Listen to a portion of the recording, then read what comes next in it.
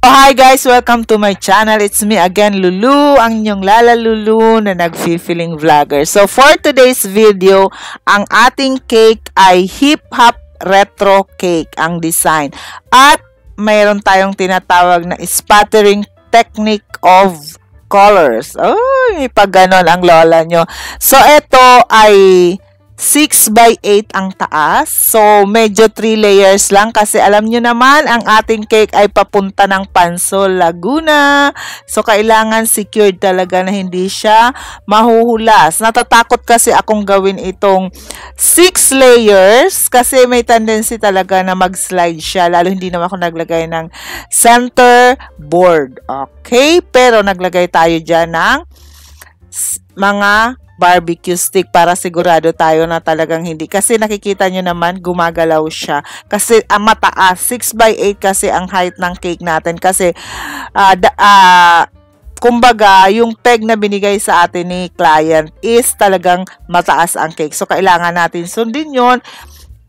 Though hindi natin nagagaya ng perfect ang kanyang peg, pero kailangan pa rin nating sundin kung ano yung nasa peg na design, di ba? Pero walang photocopy na tinatawag sa paggawa ng cake ha. Kahit siguro sino pang matitibay na baker dyan, hindi talaga na po photocopy. Mayroong pagbabago kahit konti man lang. Eh di lalo pang lola nyo. So ayan, sinisiguro na natin. Naglagay na tayo siguro 5 barbecue stick. Barbecue stick lang para maninipis, para hindi talaga sumabog yung ating cake. So, ganyan lang na at nakatagos yan sa ating drum. And then, ito na. Ang gagawin natin is crumb coating. Syempre, first and foremost, para sa ating mga beginners, kailangan natin i-crumb coat ang ating cake. Lalo pa yan, mataas. So, yun. Pero ang ginamit ko dyan na scraper, yung ating white scraper na medyo mas mataas pa sa scraper, gagawa natin ng paraan yan. Oh, diba? So, ayan na.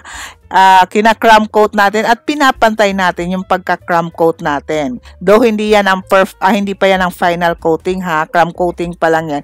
Pero sabi ko nga sa inyo, ipantay nyo na para paglagay nyo ng final, pantay na, hindi nyo nahahabulin. So ayun. So medyo ako kampante na dyan. Ewan ko ba, habang ginagawa ko ito, kinakabahan talaga ako ng bongga. Although marami pa naman akong oras kasi nga parang first time kong gamitin itong spattering na technique ng pagkukulay. So, sa mga artist dyan, alam nyo kung anong spattering. Sa mga hindi artist na katulad ko, hindi ko yan alam. Hindi ako nag-search. Nagtanong lang ako sa aking co-baker na anak. So, yun ang sinabi niya. At makikita nyo sa huli kung paano ang technique na gagamitin natin. So, ayan, si TTO sa aking daughter. So, siya nagturo sa akin, itinawag ko kung paano nga ang paggawa para hindi tayo magkamali, di ba? So, katulad nyo, nagtatanong din ako dahil hindi naman po ako perfect na baker. And, hindi ako professional baker.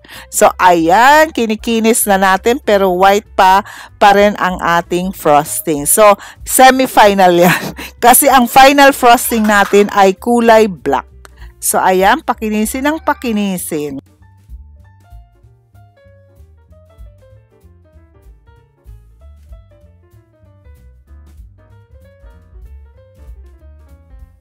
So, ito na mga kakeki, naggawa na ako ng frosting na black. Tapos, pinakita ko sa inyo yung ating ginagamit. So, konting frosting at nilagyan natin ng kulay black. And na Coco Sear ang ginamit ko dyan. Then, yan ang ginamit ko. So, pantay na ang ating cake. So, magkukulay lang ng tayo ng black. So, konti na lang na black ang gagamitin natin para ma-achieve natin ang black na cake. Ayan. Ganyan ang technique ko. Konti na lang para ma-achieve nyo ang pagiging black. Huwag yung ba-black nyo agad-agad kasi talagang mauubos ang food color nyo. Hindi nyo ma-achieve ang pagka-black. I tell you. So, ayan. At pakinisin natin. Hagurin nyo lang ng hagurin hanggat wala na kayo nakikitang white.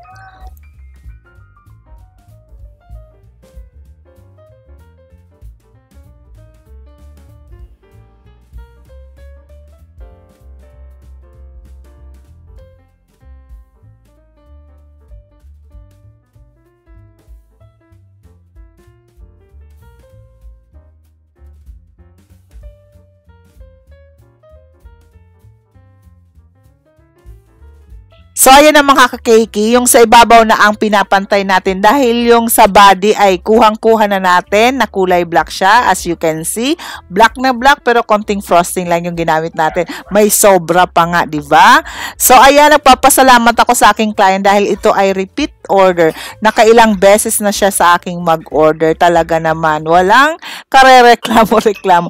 So, ito ang mga kakeki na tinatawag na spattering technique sa pagpipaint ay yung kukuha ka ng mga colors para sa paint at tapos i-flick mo ang brush into the painting surface or mga canvas. Pero since nga cake ang ginamit natin, kukuha ka ng mga food color at saka iwiwisik-wisik mo doon sa cake. Yun ang ating canvas. Okay? So, ang tawag dyan is spattering. Now, yung sabi ko nga sa inyo, hindi ko naman talaga yan alam. Tinanong ko sa aking anak kung paano gawin.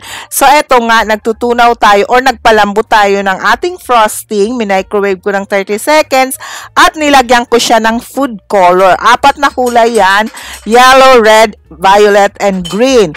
And then, nilagay ko dyan sa isang piping bag, which is itong unang ginagawa ko sa red is mali ang technique. As you can see, tumatapon yung ating food color, diba? Mali. So, that is the correct technique. Parang iwiwisik-wisik nyo.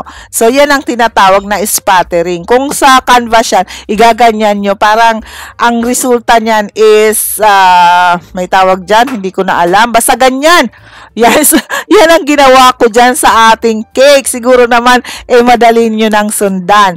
So, nga ang design nga nito is retro hip-hop. So, ayan, may mga paganyan-ganyan tayo na kulay na ang outcome nga is napakaganda nga naman. So, diba, different colors ang lumabas at nilinis ko na lang syempre yung sa baba niyan. O, yun ang labas. O, diba, ang cutie. So, ayan ang ating cake at nilagyan ko lang yan ng mga photo print at ito na ang resulta ng ating cake.